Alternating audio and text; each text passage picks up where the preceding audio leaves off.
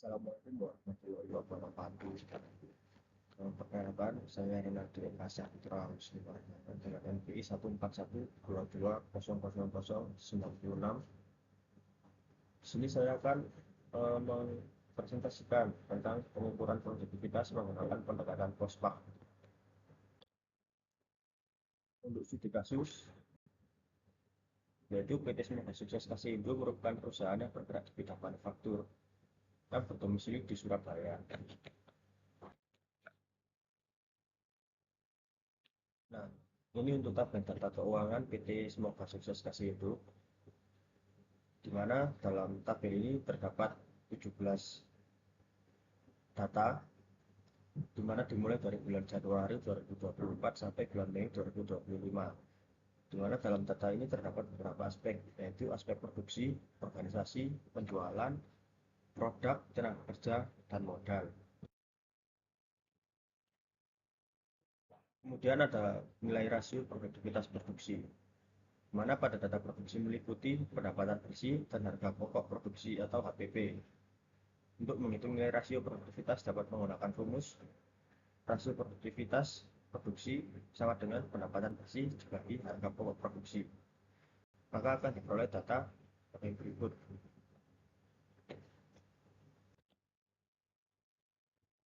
Kemudian ada grafik rasio produktivitas produksi, di mana pada grafik ini rasio produktivitas produksi tertinggi terdapat di bulan Januari 2025 dengan nilai total 1,82. Kemudian ada rasio produktivitas produksi terendah terdapat di bulan Mei 2025 dengan nilai total 0,42. Kemudian ada rasio produktivitas produksi tengah-tengah, dalam artian tidak tinggi dan tidak rendah, terdapat di bulan Agustus 2024 dengan nilai total 1,01.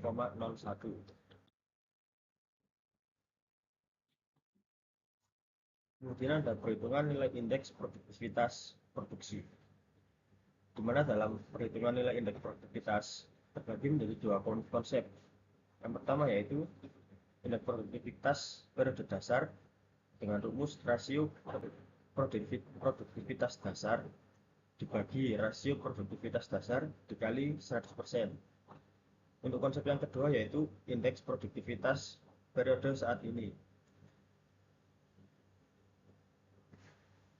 yaitu dengan rasio produktivitas saat ini dibagi dengan rasio produktivitas dasar dikali 100%.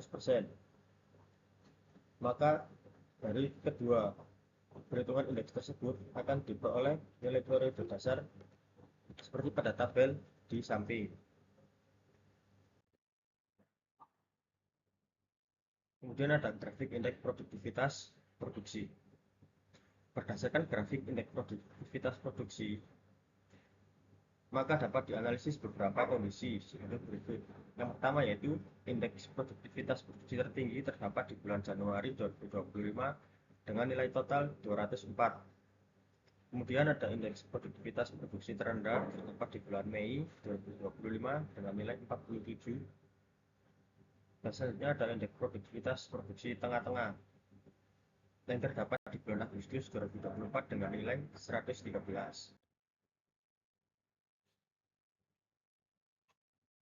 Yang selanjutnya yaitu rasio produktivitas organisasi. Pada data organisasi meliputi nilai tambahan dan biaya umum. Untuk menghitung nilai rasio produktivitas, dapat menggunakan rumus rasio produktivitas organisasi sama dengan nilai tambah dibagi dengan biaya umum. Dengan menggunakan rumus perhitungan di atas, maka akan didapatkan tabel seperti pada gambar di samping. Kemudian untuk grafik rasio produktivitas organisasi, berdasarkan grafik rasio produktivitas organisasi di atas, maka dapat dianalisis beberapa kondisi seperti rasio produktivitas organisasi tertinggi terdapat di bulan Januari 2025 dengan nilai 2,01. Kemudian untuk rasio produktivitas organisasi terendah terdapat di bulan Juli 2024 dengan nilai 0,48. Dan yang selanjutnya untuk rasio produktivitas tengah-tengah terdapat di bulan Agustus 2024 dengan nilai 1,02.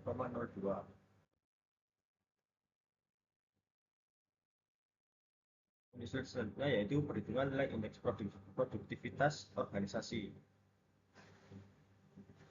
Sama seperti rumus indeks produktivitas produksi, berdasarkan rumus yang digunakan pada perhitungan sebelumnya, maka akan didapatkan nilai sebagai berikut.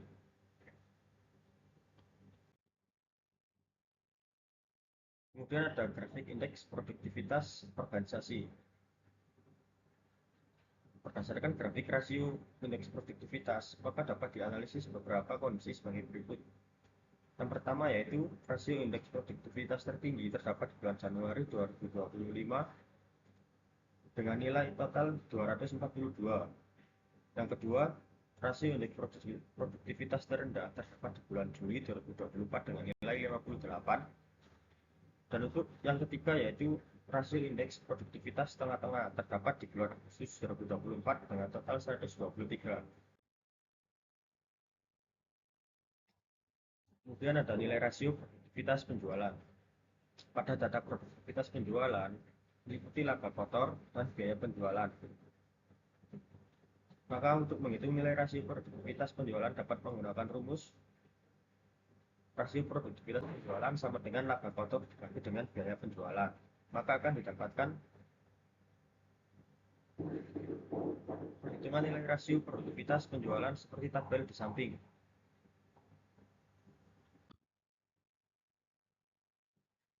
Selanjutnya ada grafik rasio produktivitas penjualan, di mana pada grafik rasio produktivitas penjualan maka dapat dianalisis beberapa kondisi sebagai berikut. Yang pertama yaitu rasio produktivitas penjualan tertinggi terdapat di bulan Maret 2025 dengan nilai 2,35. Yang kedua, untuk rasio produktivitas penjualan terendah terdapat di bulan Februari 2024 dengan nilai 0,53. Dan ketiga, untuk rasio produktivitas penjualan tengah-tengah terdapat di bulan Agustus 2024 dengan nilai 1,22. Yang selanjutnya ada perhitungan nilai indeks produktivitas penjualan. Masih sama seperti rumus yang indeks produktivitas sebelumnya. Berdasarkan rumus yang digunakan pada perhitungan sebelumnya, maka akan diperoleh nilai IP sebagai berikut.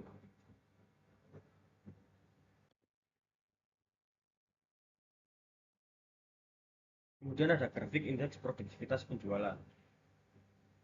Berdasarkan grafik yang tertera pada bagian kiri layar, maka dapat dianalisis beberapa kondisi sebagai berikut. Untuk yang pertama yaitu rasio indeks produktivitas penjualan tertinggi terdapat di bulan Maret 2025 dengan nilai 145. Yang kedua, rasio indeks produktivitas penjualan terendah terdapat di bulan Februari 2025 dengan nilai 33. Dan yang ketiga yaitu rasio indeks produktivitas penjualan tengah-tengah terdapat di bulan Agustus 2024 dengan nilai 75. Yang selanjutnya ada rasio produktivitas produk, di mana pada data produktivitas produk meliputi laba kotor dan biaya langsung. Maka untuk menghitung rasio produktivitas produk dapat menggunakan rumus laba kotor dibagi dengan biaya langsung. Maka akan diperoleh perhitungan nilai rasio produktivitas seperti tabel pada gambar di samping. Yang selanjutnya yaitu grafik rasio produktivitas produk, di mana berdasarkan grafik rasio produktivitas produk di atas, maka dapat dianalisis beberapa kondisi sebagai berikut. Pertama yaitu rasio produktivitas produk tertinggi terdapat di bulan April 2024 dengan total nilai 2,21. Yang kedua, rasio produktivitas terendah terdapat di bulan Februari 2024 dengan nilai total 0,39. Yang terakhir yaitu rasio produktivitas tengah-tengah terdapat di bulan Oktober 2024 dengan nilai 1,16.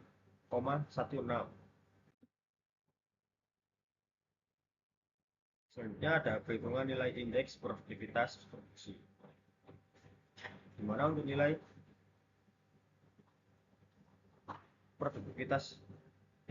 indeks produktivitas produksi dapat dilihat pada tabel seperti pada gambar yang tertera. Kemudian ada grafik indeks produktivitas produk. Berdasarkan grafik di samping, maka dapat dianalisis beberapa kondisi sebagai berikut. di mana yang pertama yaitu rasio indeks produktivitas produk tertinggi terdapat di bulan April 2024 dengan nilai 3,11.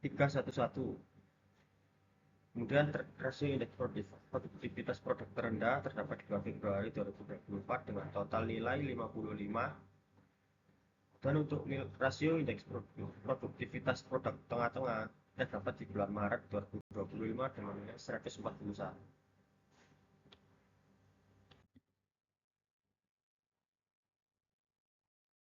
Selanjutnya ada rasio produktivitas tenaga kerja,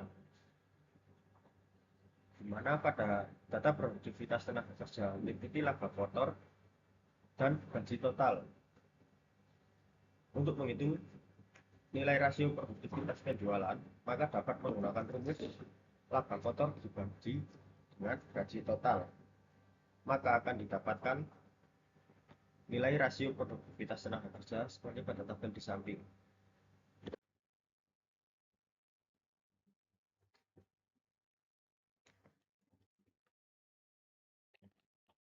Selanjutnya ada grafik rasio produktivitas tenaga kerja.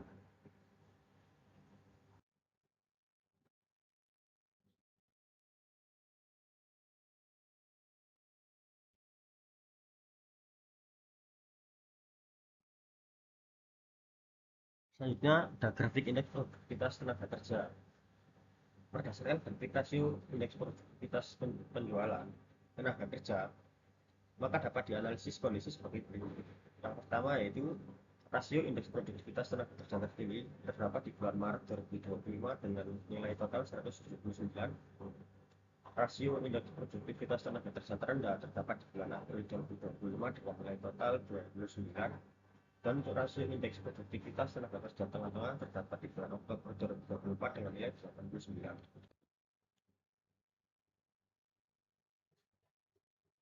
Kemudian ada rasio produktivitas modal, di mana pada data produktivitas modal meliputi pendapatan bersih dan juga modal itu sendiri. Maka untuk menghitung nilai rasio produktivitas modal dapat menggunakan rumus pendapatan bersih dibagi dengan modal. Maka akan didapatkan hasil perhitungan nilai rasio produktivitas sebagai berikut. Kemudian ada grafik rasio produktivitas modal. Berdasarkan grafik rasio produktivitas modal di samping, maka dapat dianalisis beberapa kondisi sebagai berikut. Yang pertama yaitu rasio produktivitas modal tertinggi terdapat di bulan Desember 2024 dengan nilai total 2,33. Yang kedua yaitu rasio produktivitas modal terendah terdapat di bulan Mei 2024 dengan nilai total 0,47. Dan untuk rasio produktivitas modal tengah-tengah terdapat di bulan September 2024 dengan nilai total 1,40. Kemudian ada perhitungan nilai indeks produktivitas modal. Berdasarkan rumus yang digunakan pada perhitungan sebelumnya, maka didapatkan nilai IP sebagai berikut. Dapat dilihat pada gambar yang tertera di layar. Yang selanjutnya ada grafik indeks produktivitas modal. Berdasarkan grafik rasio indeks produktivitas modal di samping, maka dapat dianalisis beberapa kondisi sebagai berikut, di mana untuk yang pertama yaitu rasio indeks produktivitas modal tertinggi terdapat di bulan Desember 2024 dengan nilai total 276. Yang kedua, rasio indeks produktivitas modal terendah terdapat di bulan Mei 2024 dengan nilai total 55. Untuk yang terakhir yaitu rasio indeks produktivitas modal tengah-tengah terdapat di bulan Agustus 2024 dengan nilai total 116. Yang selanjutnya yaitu rasio produktivitas dari keseluruhan aspek. Dari perhitungan rasio produktivitas masing-masing aspek, menggunakan dihitung rata-rata produktivitas dari keseluruhan aspek menggunakan rumus total rasio produktivitas masing-masing aspek dibagi dengan periode, maka akan diperoleh hasil seperti pada tabel berikut.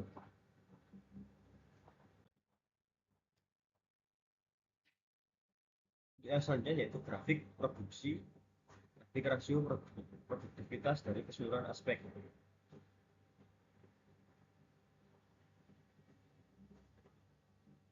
Untuk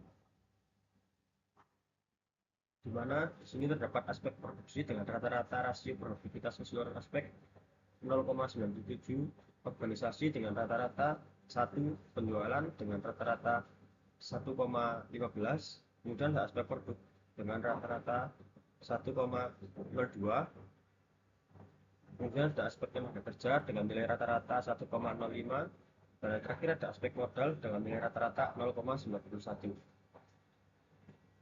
Maka berdasarkan grafik rasio produktivitas keseluruhan aspek di samping dapat dianalisis beberapa kondisi seperti berikut, di mana rasio produktivitas keseluruhan aspek tertinggi terdapat pada aspek penjualan dengan total 1,15. Kemudian ada rasio produktivitas keseluruhan aspek terendah terdapat pada aspek modal dengan total 0,91, dan rasio produktivitas keseluruhan aspek tengah-tengah yaitu aspek produk dengan total 1,02.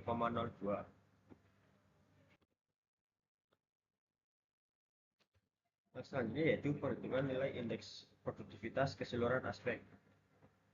Dari perhitungan rasio produktivitas masing-masing aspek, kemudian akan dihitung rata-rata produktivitas dari keseluruhan aspek dengan menggunakan rumus total rasio produktivitas dari masing-masing aspek dengan banyaknya periode. Maka diperoleh hasil seperti tabel di samping.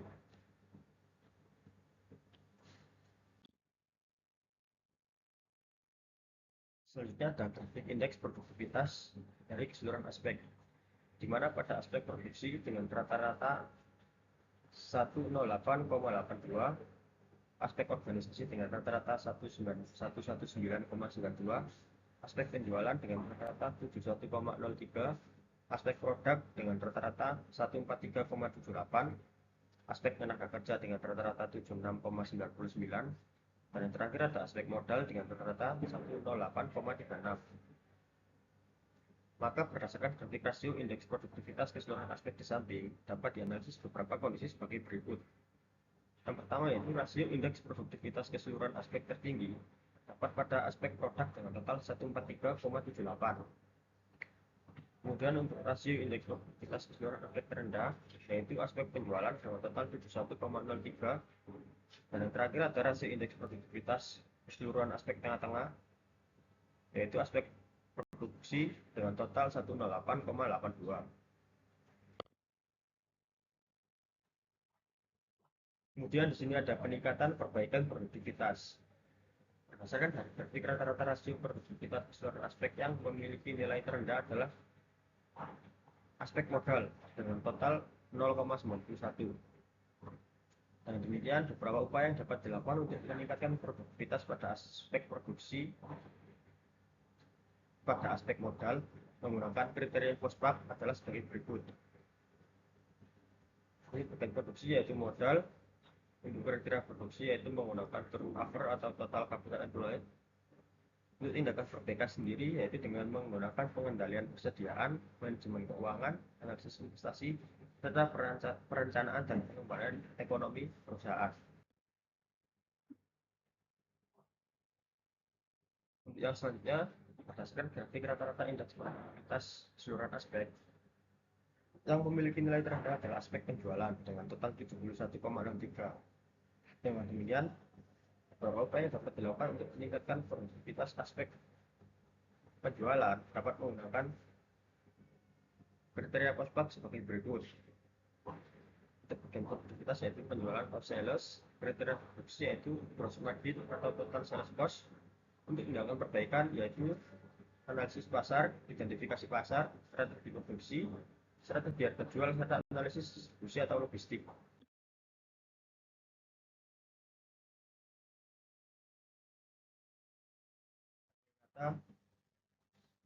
Saya ucapkan mohon maaf yang sebesar-besarnya apabila ada kesalahan dan saya maupun kata-kata yang disengaja ataupun tidak disengaja. Untuk kurang lebihnya saya ucapkan terima kasih. Wassalamualaikum warahmatullahi wabarakatuh.